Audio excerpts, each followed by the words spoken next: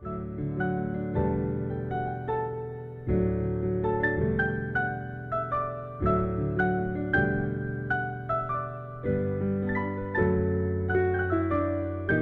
once again from Heirloom Books at 6239 North Clark Street in Chicago, Illinois. I'm Jeff Helgeson, and today my somewhat ambitious subject is a number of rather less than straight-laced writers from the Victorian age, the period of time between 1837 and 1901, while Queen Victoria occupied the throne of England, overseeing a worldwide colonial empire, for better or worse, upon which it was said the sun never set, and which had abolished slavery about 30 years before the American Civil War. In brief summary, this 65 years was the era of the Industrial Revolution, the potato famine in Ireland, the Crimean War, pitting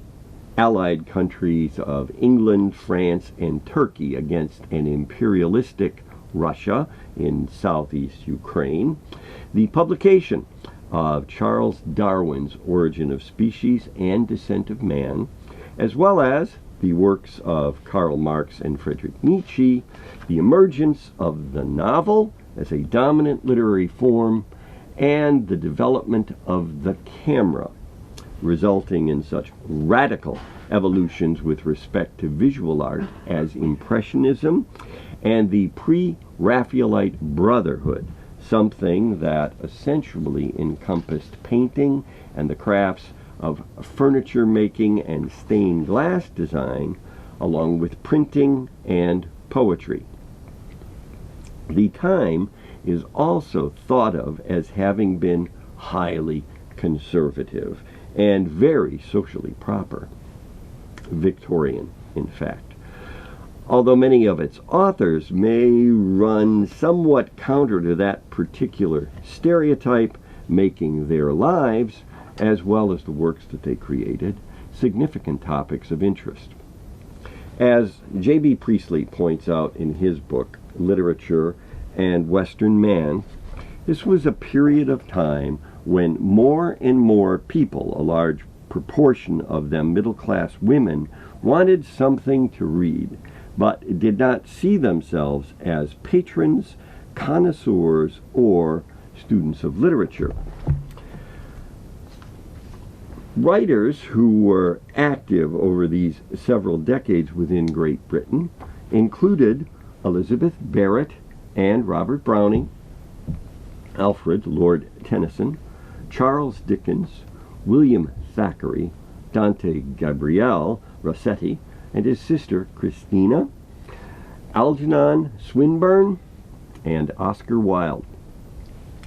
Initially within the shadow cast by the earlier generation of Romantics, poetry remained a force throughout the Victorian age, even while serialized popular fiction, a little like contemporary limited streaming online series, became a more dominant culture phenomena. In terms of poets, Elizabeth Barrett, the child labor opposing abolitionist daughter of a Jamaican invested landowner, was born in 1806, 6 years prior to her eventual husband, Robert Browning, by means of an unsanctioned elopement against never-resolved parental opposition, and she was considered for being appointed England's poet laureate when William Wordsworth died, although the post ultimately went to Tennyson. She had grown up in northern England. At the age of 16, suffered a spinal injury in a horseback riding accident, resulting in the concentration of her efforts upon studying several languages, doing a translation of Aeschylus' Prometheus Bound, perhaps as a kind of English language prequel to Percy Bysshe Shelley's Prometheus Unbound, and publishing 2 volumes of verse that prompted Robert Browning to begin a correspondence with her, which eventually led to their escape as a couple to Italy, where the two poets lived throughout the remaining 15 years of Elizabeth Barrett Browning's life before her death from a sudden illness while held in the arms of her loving husband. It was there that her famous Sonnets from the Portuguese were written, a title derived from Robert's nickname for her, the Little Portuguese, thanks to her admiration for an epic poet from Portugal, and including the most famous of the 44 love poems, the penultimate, How Do I Love Thee? Let Me Count the Ways. For Robert, of course, there was the equally famous My Last Duchess, in which he suggests that the Duke of Ferrara, the speaker in this dramatic monologue, had ordered his young wife's death because she hadn't sufficiently appreciated his gift of a 900-year-old name, while at the same time preparing to negotiate the dowry for her replacement. Alfred, Lord Tennyson, the eventual choice to succeed Wordsworth as poet laureate, had been the child of a clergyman, a disinherited eldest son who had turned to drugs and alcohol. In addition to retelling the legend of King Arthur in Idylls of the King, revisiting Homer's aging hero of the Odyssey in a quest to strive, to seek, to find, and not to yield,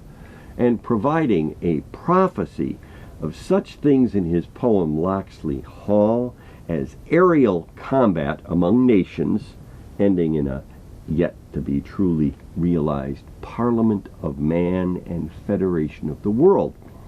Tennyson contributed such phrases to the English language is, "'Tis better to have loved and lost than never to have loved at all," and from his Crimean War poem, The Charge of the Light Brigade, "Theirs not to make reply, theirs not to reason why, theirs but to do and die. Into the valley rode a valley of death rode the 600. As for English novelists, who J.B. Priestley describes as having come out of a rapidly growing, sprawling, untidy society, a significant pair of opposites can be seen in Charles Dickens and William Makepeace Thackeray. Born just a year apart, Thackeray in 1811 and Dickens in 1812, the tale of these two writers could not have been more different with respect to their early life experiences. Thackeray being the son of an East Indian Company official who inherited a fortune at the age of 5 when his father passed away, and Dickens, the child of an impoverished British Navy payroll clerk who was sent to debtor's prison, forcing his 10-year-old son into the child labor force in order to help his family make ends meet. Conceivably, the empathy expressed by Dickens for the concerns of the poor and less fortunate in society, and Thackeray's characterizations of the hypocrisies of the aristocracy and upper classes, were the result of these very different backgrounds, even though, after attending Trinity College, Cambridge, where, in spite of a friendship with Tennyson, Thackeray was said to have been careless of university distinction, and having squandered his inheritance searching for a job, first sought to become the illustrator for Charles Dickens' Pickwick Papers after Robert Seymour, the original artist for the serial publication, had committed suicide. But then, not having obtained that position, out of financial necessity, Thackeray began addressing himself to journalism and literature as a source of both fame and fortune, producing such works as the satirical Vanity Fair, which has since inspired two separate, by about 50 years, incarnations of a monthly popular culture, fashion, and current affairs magazine, The Luck of Barry Lyndon, inspiration for Stanley Kubrick's 1975 epic film, and such other works as A Shabby Genteel Story, The Book of Snobs, and The Virginians. With Dickens, the story was both entirely different and ultimately very much the same, having gained fortune and fame from his writing before Thackeray, albeit through a very different course of events. Following release from debtor's prison, his father, over maternal objections regarding the pressing need for household income,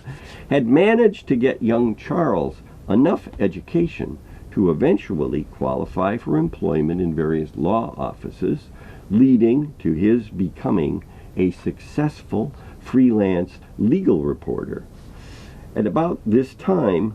Dickens also fell in love with the flirtatious young woman named Maria Beadnell, who ultimately rejected his attentions, apparently causing the young writer to marry another woman named Catherine Hogarth on the rebound, the eldest of his editor at the Evening Chronicle's 3 daughters,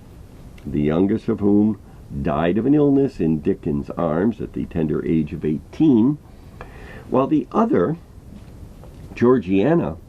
remained with the writer throughout his life,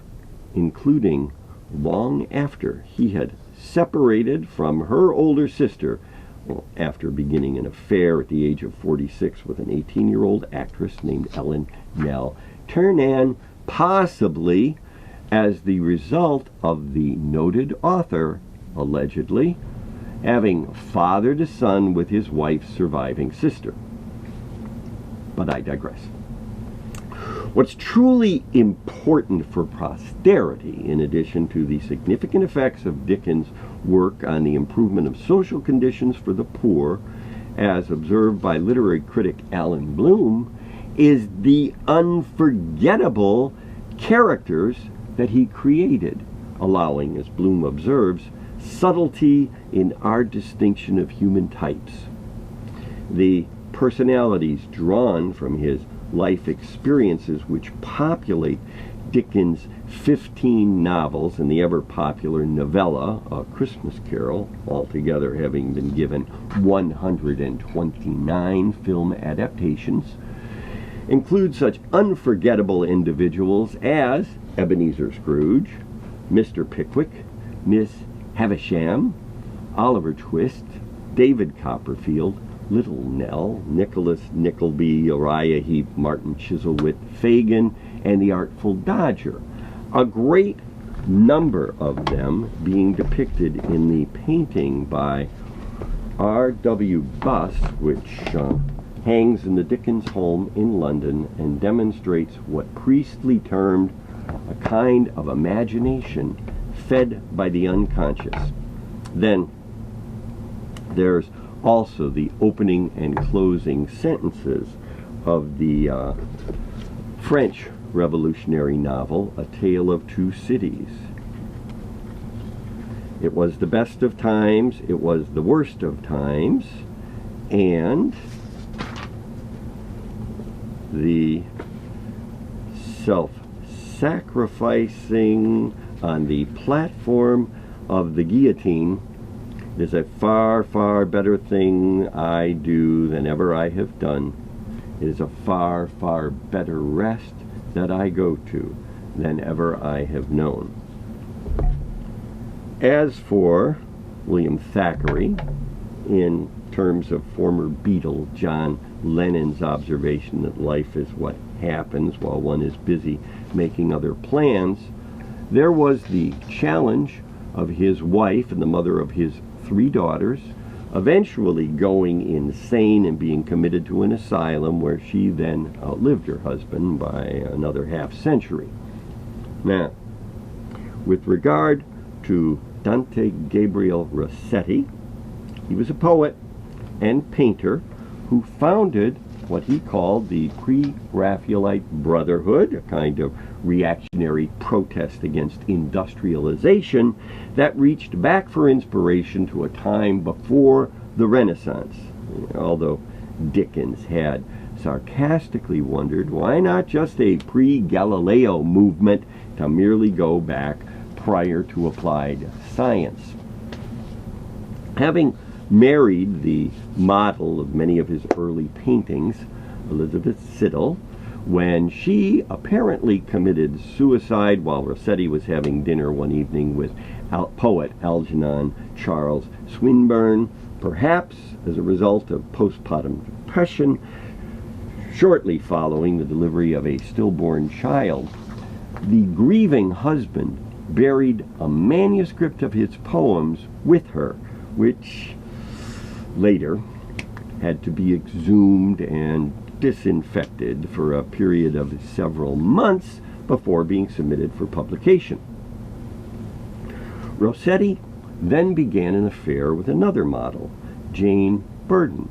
introducing her to his best friend at the time, the arts and crafts designer William Morris, who subsequently married her, creating a romantic triangle that seems to have continued for a number of years within a jointly owned home that was described as having been surrounded by a strange garden occupied with an extraordinary collection of animals, including armadillos, kangaroos, wombats, and a zebra. Christina Rossetti, who, according to Louis Untermeyer in Lives of the Poets, was her oldest brother's complete opposite, also both drew and wrote poetry, as well as having modeled for her brother as a terrified Virgin Mary, receiving the news that she had been chosen among women to give birth to the Son of God. After an older sister took vows as a nun, Christina spent most of her life caring for their invalid mother and wrote in perhaps one thinly veiled autobiographical poem. She gave up beauty in her tender youth, gave all her hope and joy and pleasant ways. She covered up her eyes lest they should gaze on vanity, and shows the bitter truth. By contrast to this selfless life choice, her brother's friend and fellow poet, just barely 5'4" tall, Algernon Swinburne, the aristocratic son of a high-ranking British naval officer and notorious fan of flagellation, was described by Oscar Wilde, according to Michael Schmidt's Lives of the Poets, as setting out to prove himself a homosexual and bestializer without ever having done anything about either vice. Although in his poem titled The Leper, Swinburne managed to pretty much go Rossetti one better by idealizing necrophilia with his beautiful use of language in the lines, 6 months, and I still sit and hold in 2 cold palms her 2 cold feet, her hair half gray, half ruined gold, thrills me and burns me in kissing it. And then there was Oscar Wilde. The picture of Dorian Gray, the importance of being earnest, Salome, Lady Windermere's fan, and a 65,000-word letter from Reading Prison to Alfred Douglas, his obsessive object of desire and the son of the boxing rule inventing Marquis of Queensberry, who Wilde somewhat unadvisedly had sued for slander, regarding an insinuation of homosexual associations with the Marquis' offspring, ultimately resulting in the author's unanticipated reversal of fortune, conviction, and imprisonment for sodomy. Rather ironic twist of fate that pretty much sketches out the reputation which Wilde made for himself as someone who lived the life that Swinburne had merely imagined, while also having been a husband and the loving father of 2 sons. Among the comments that Oscar Wilde is noted for having made, there are, "Be yourself. Everyone else is taken. You can never be overdressed or overeducated. I don't want to go to heaven. None of my friends are there. Experience is merely the name that everyone gives to his mistakes, and hearts are made to be broken," in addition to the assertion in his essay, The Soul of Man Under Socialism, that slavery was put down in America not in consequence of any action on the part of the slaves, or even any expressed desire on their part that they should be freed. Dying in poverty in Paris in 1900, Oscar Wilde preceded Queen Victoria into the grave by merely a single year. He was 46 and she was 82. In addition to the authors mentioned, who largely defied the area's stereotype of the years of Queen Victoria's reign, also saw the appearance of such works as Matthew Arnold's Dover Beach,